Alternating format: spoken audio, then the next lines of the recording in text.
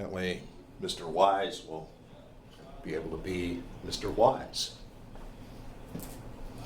So, I think what we talked about last week was we were going to start into AC today. Indeed. So far, everything that we've looked at has been a constant delivery of energy. In other words, if I look at the amount of voltage over time, it always stays above the 0 volt level. It can move around, it can go up and down, but as long as it stays above the 0 volt level, it is what we call direct current. It only flows in one direction.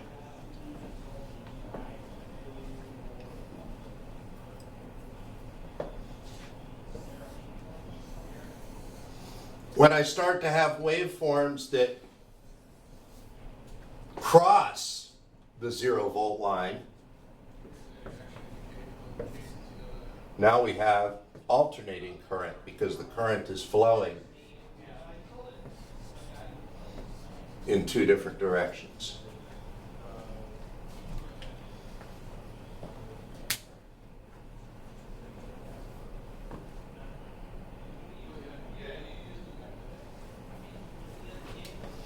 And if current is flowing in two different directions, then you get a reversal of polarity.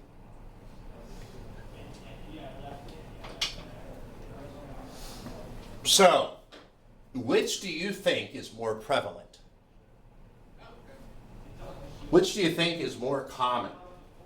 Honestly, I think they're both pretty prevalent because you have direct current in vehicles, in most handheld devices, but in any solid structures where electricity is wired in, it's going to be AC. Okay, that's getting there. You're right, they're both common.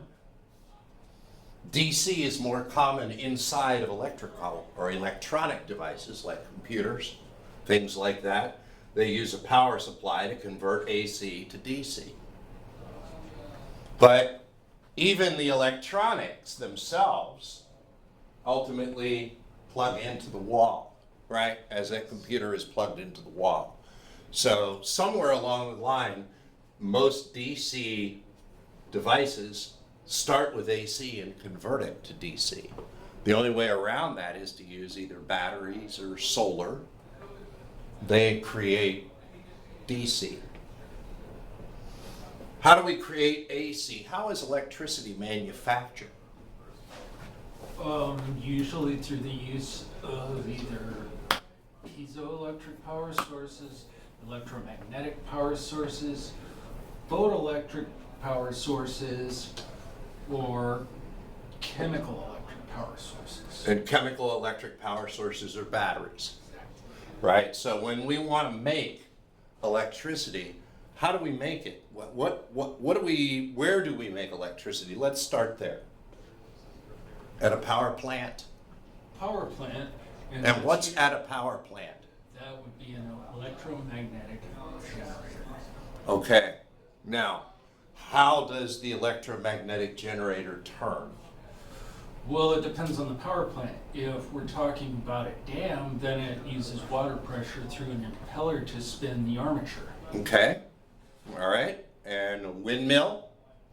Same thing. Same thing. What about nuclear? Nuclear uses steam to spin an impeller. In every case, we're talking about some form of rotation, Yes. right? Yes. Well, even your car's alternator. An alternator actually makes AC. Correct, which is then rectified to DC. And there's a reason that we do that. And we'll get into that a little bit too.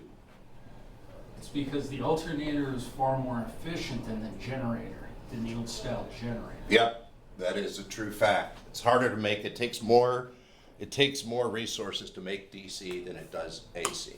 Yep. And also, in order to push DC current over a long distance, you need a much larger conductor. Yep, that's true. So you convert it using a transformer. All of those things we will go through. We will at least touch on all of those things. But for now, we're talking about the basic wave shape of an AC waveform. And this is what a typical AC waveform looks like. Now, what I want you to do is envision that as being three-dimensional, like a coil. Think about a stretched out slinky.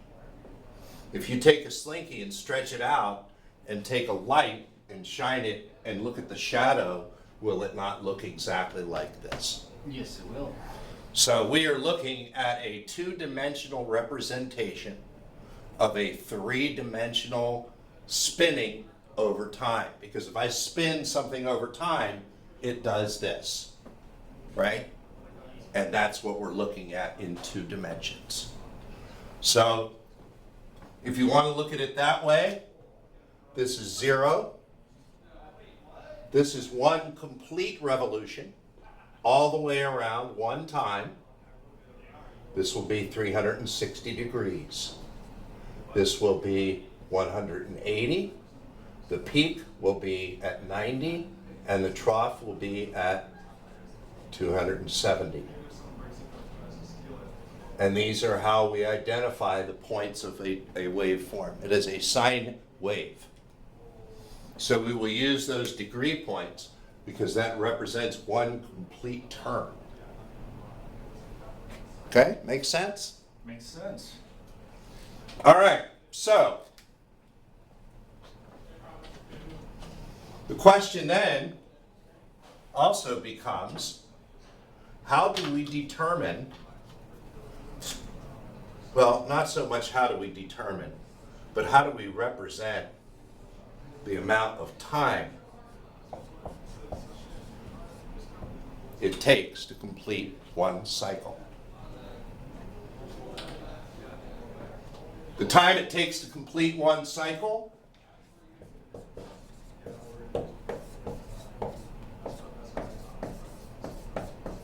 is called the period. And we use a tau to represent that in some cases, representing time. But that is not typically how we represent this, since these times can be very, very small. We will take the reciprocal of that, and I'll get your question in a second. 1 over the period is going to be equal to what we will call the frequency, measured in hertz. How many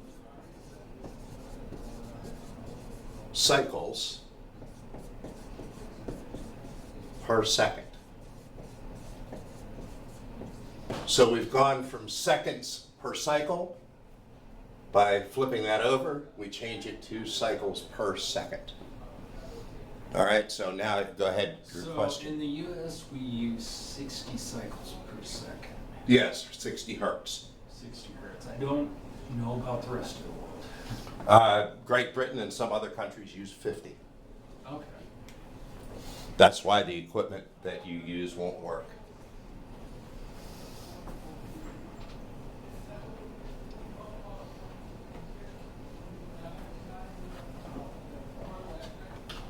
So to put this into some context,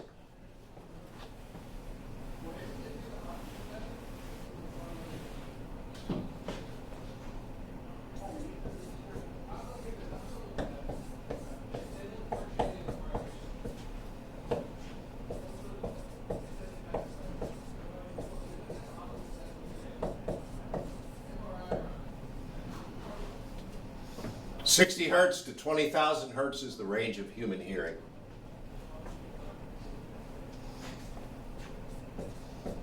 Kilohertz, megahertz, or radio, TV, broadcast.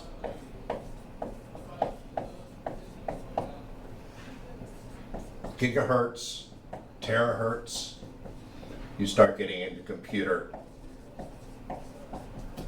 computations.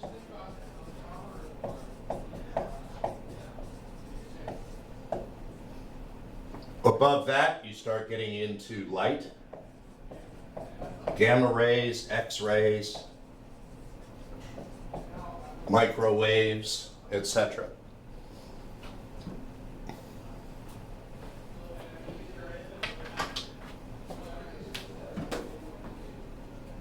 So if I can shoot in high frequency into something, what happens to it? High frequency, move your hands slowly together and then increase the frequency, the amount of heat goes up. So if we use really high frequency and we bombard food with it, we can cook it Microwave. using a microwave.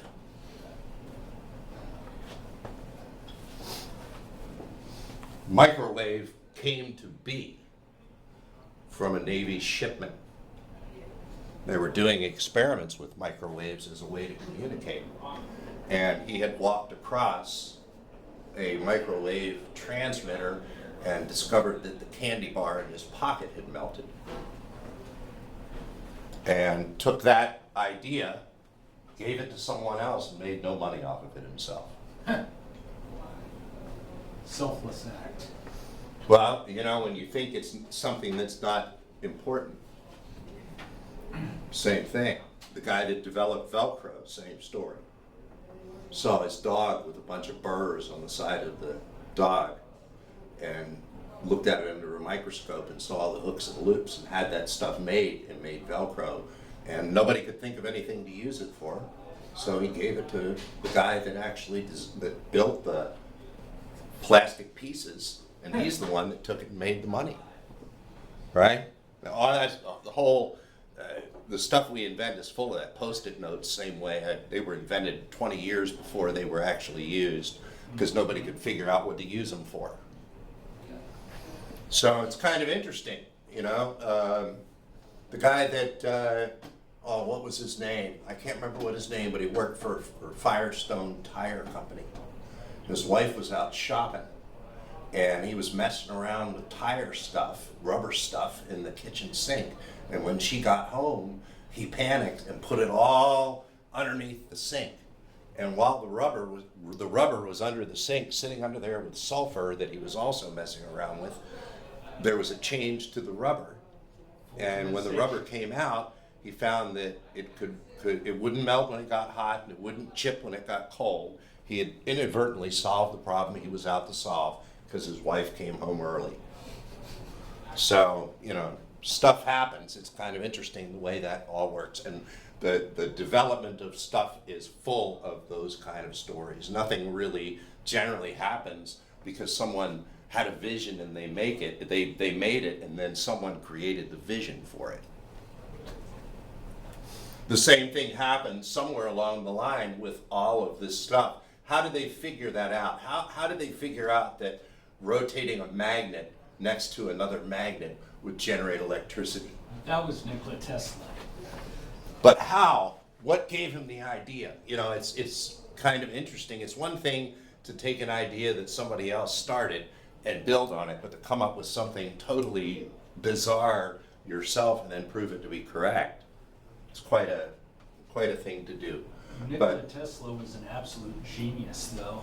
Well, yeah, and there were a lot of geniuses back then, too. All right, so we know that we're going to represent this waveform in terms of its horizontal size, if you will, using a frequency measured in hertz. Okay? Based on degrees, I can figure out if I know this is 1 millisecond, that's going to be 1 kilohertz.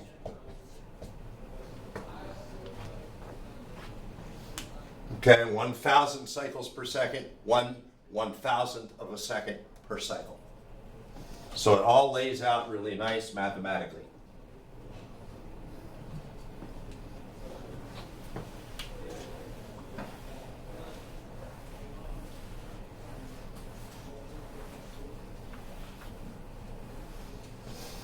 Okay, let's talk about the Y direction, the voltage direction. We've already talked about the X direction, the time axis.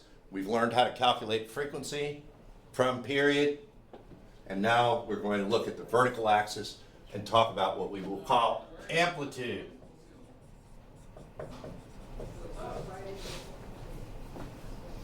Amplitude's just a generic word for size.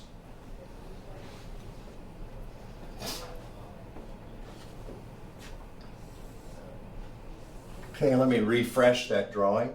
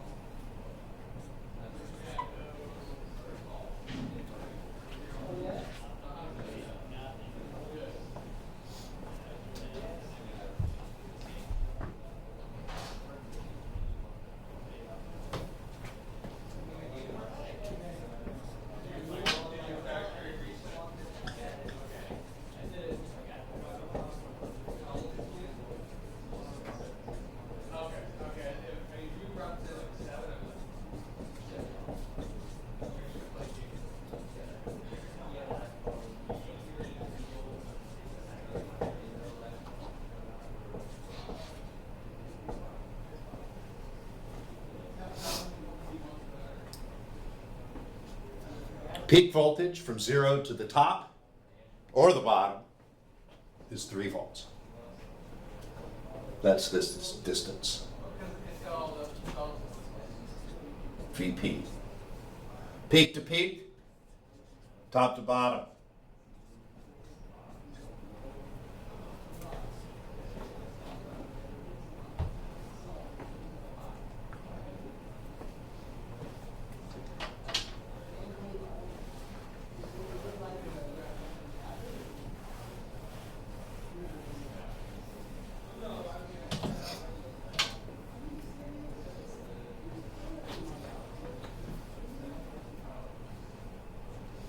All right, so let's talk a little bit about energy consumption, energy use. If I drive my car forward and use gasoline to drive it forward, if I drive my car backwards, does it manufacture gasoline? No. So direction is independent of energy consumption, isn't it? So if we take this waveform and look at the actual energy that's being used or delivered, it looks like this.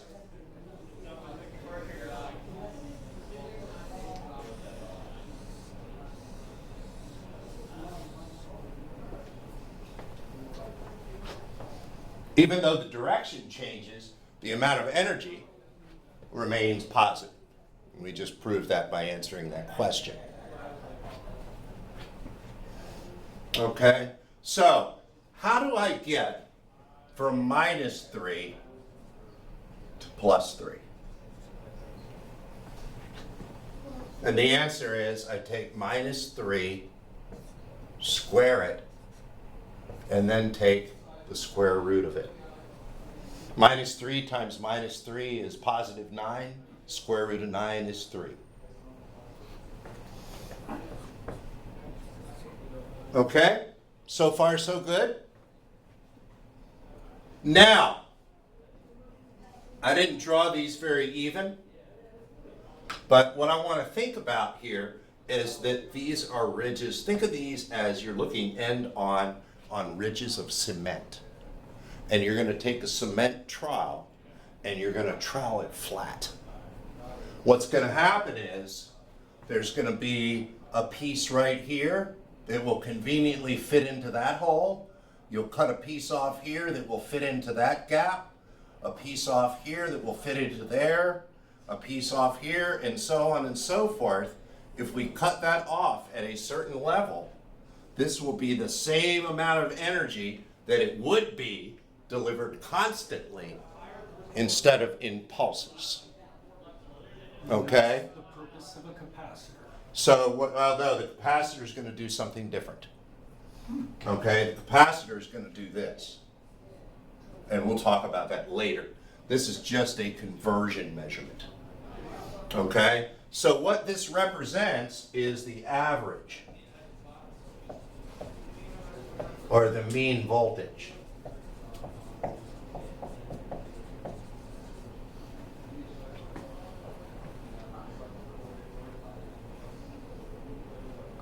And we determined the average by taking the square of the number, taking its root, and then computing the average. And I'll show you how to compute that in a minute. So what we did was we took that peak value and we used root, mean, square, which is called RMS. And the RMS voltage, which is this voltage right here, is equal to the peak voltage times 0.707. That's our conversion factor.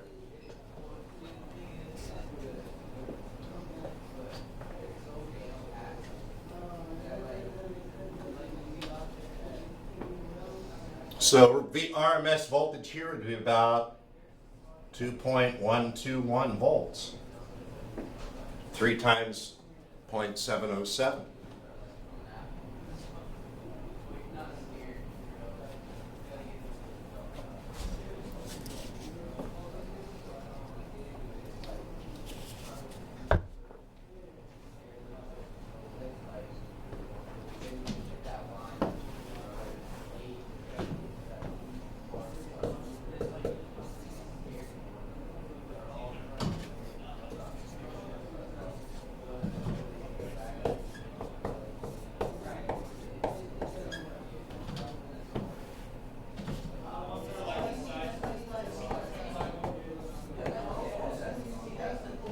Oops.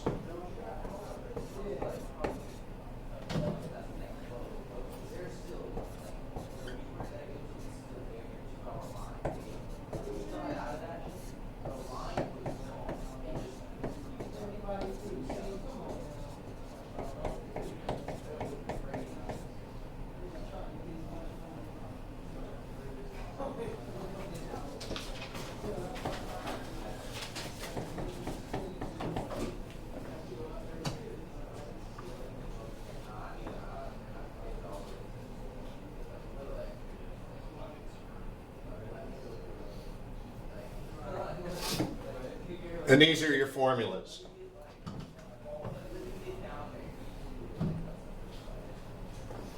One thing that will help you, peak to peak is always greater than peak, which is always greater than RMS.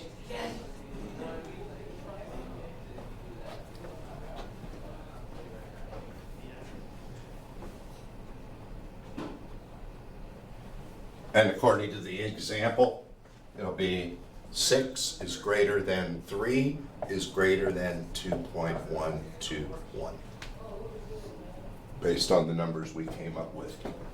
Okay.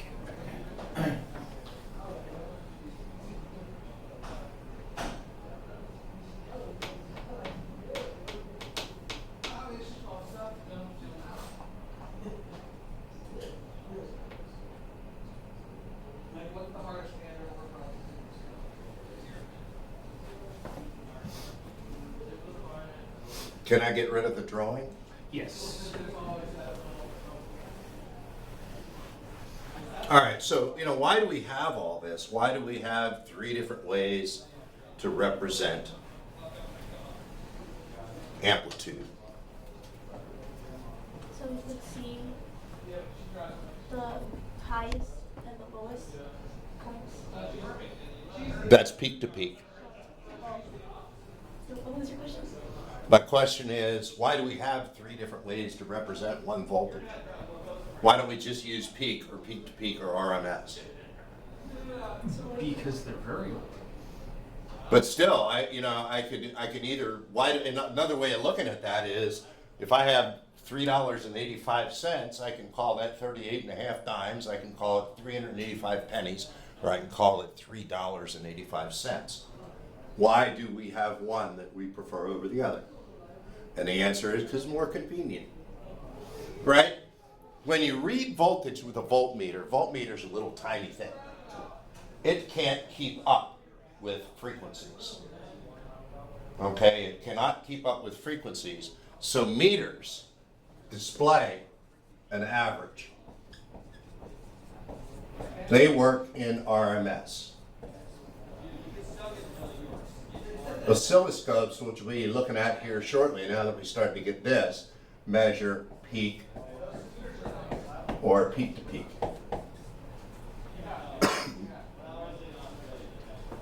So RMS really sort of came about because it's the easiest way to measure the total amount of energy that's delivered. That makes sense. Yeah, it does. So our line voltage that comes out of the wall is 120 volts RMS.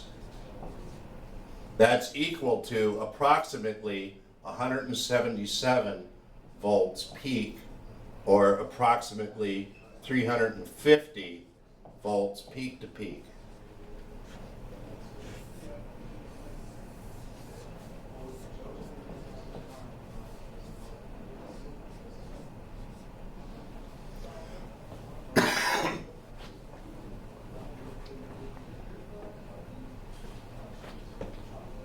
So here's the deal. Even though you're delivering an average of 120 volts RMS energy, you're actually delivering a peak value of 177, which means any components that you use in that system are going to have to be able to withstand at least 177 volts, even though we look at it on the meter and it says 120 volts. So the point is, sometimes we use RMS, sometimes we use peak.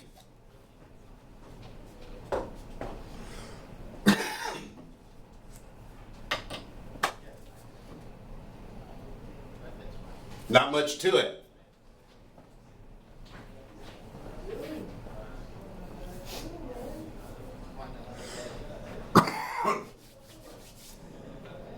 How are we doing on time? 138. Good, we're in good shape.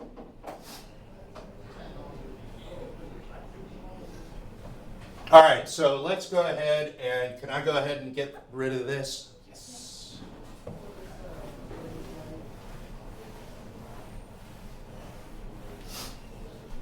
Tomorrow what we will do as a class is tomorrow we will learn, oh, this don't write too good. We'll learn, number one, how to use the function generator. Number two, we will use the oscilloscope. And we will do that to measure what we just discussed.